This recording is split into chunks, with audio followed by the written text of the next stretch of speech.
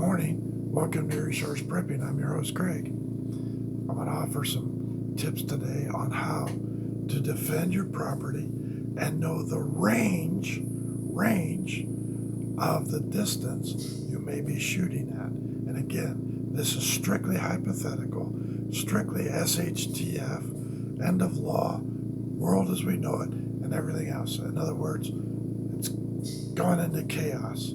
The reason I'm talking about this is we know for a fact that at least 1,000 Afghan refugees have walked off of bases without completing the vetting and resettlement progress.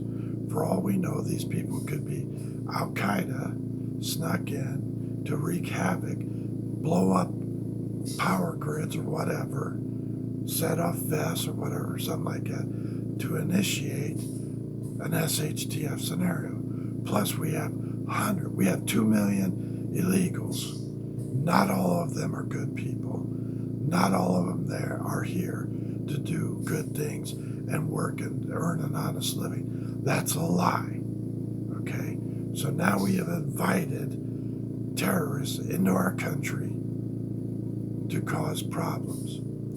So what I'm going to cover to you today is some helpful hints that you may or may not have thought of. If you have a gun or a rifle, shotgun, and there is a range that these are effective. For a pistol, maybe 75 feet, depending how good you are. But how do you know the range?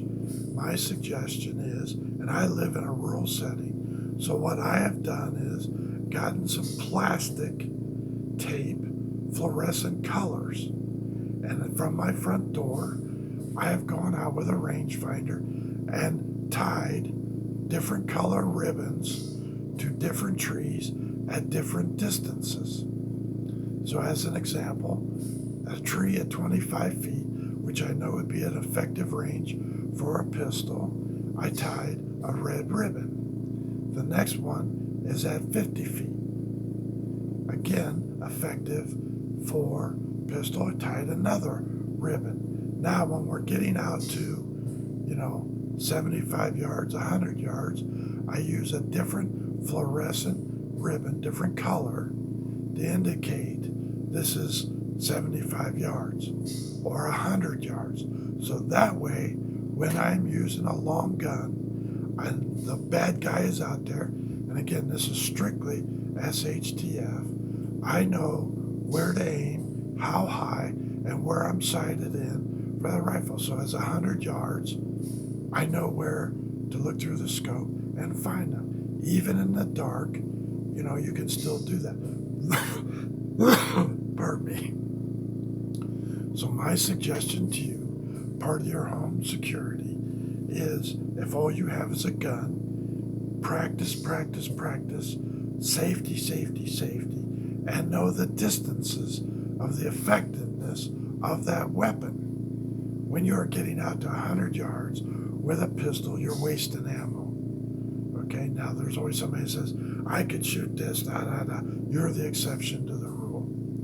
Most of us civilians have limited, shooting time and hours, and only shoot at silhouettes at 15, 25 feet. Nobody's shooting back.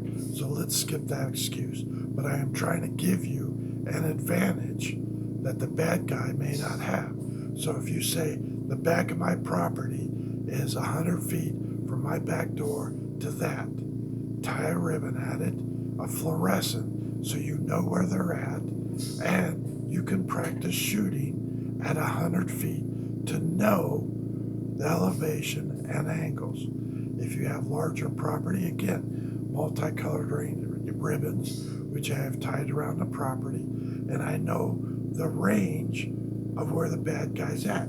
He doesn't know the range from where he's at, if he's on strange property, to where I'm at. So I am trying to give you a helpful hint. The other thing too is have good lighting, either on your weapon or on your person. Okay? And again, if you are going to use a flashlight, hold it up high, not on your body, not on your waist. That is an easy target to hit. Hold it up away from your body, shining it for brief moments at a time. The other thing too is motion lights around your property, if you are in a suburb, at that range, will also illuminate the target. All right, these are just some helpful hints. So take that in mind in an SHTF. Remember, your home walls, your house walls, your apartment walls, a bullet will go right through that very easily and keep on traveling. You are not safe in your house.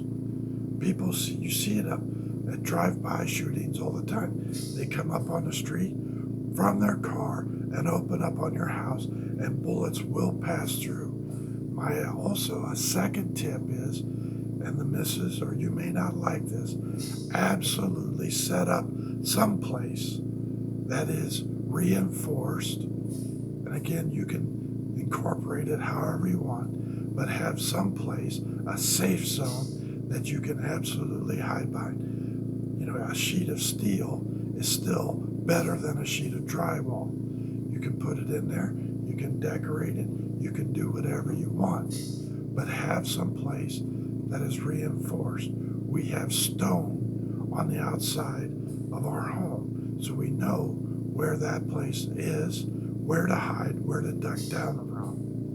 You might want to make that a consideration on the outside of your home to put some sort of metal sheeting, sandbags, stones, or whatever, decorative stones, that you can say, I'm just going to put this around here, use some cement, river rock to deflect that, and that'll give you a safe place to hide, like an engine block.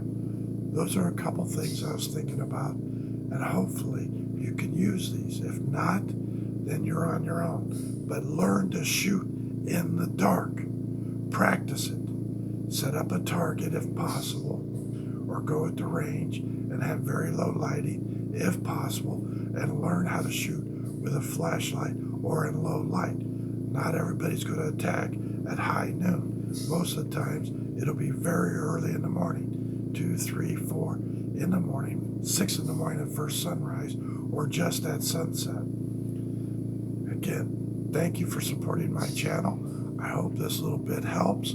It is something I've done. It is something where I know when I see a deer, say at 100 yards, because I've got it marked with ribbon and other things, I know where to sight in and I can hit the mark. Thank you for supporting my channel. As always, get yourself right with God. You never know when your time may come. And I was just told this morning by the missus, because I had COVID extremely bad and I'm on oxygen, they had to revive me 4 times. She never told me that before. So, get yourself right with God. No one's ever promised that tomorrow.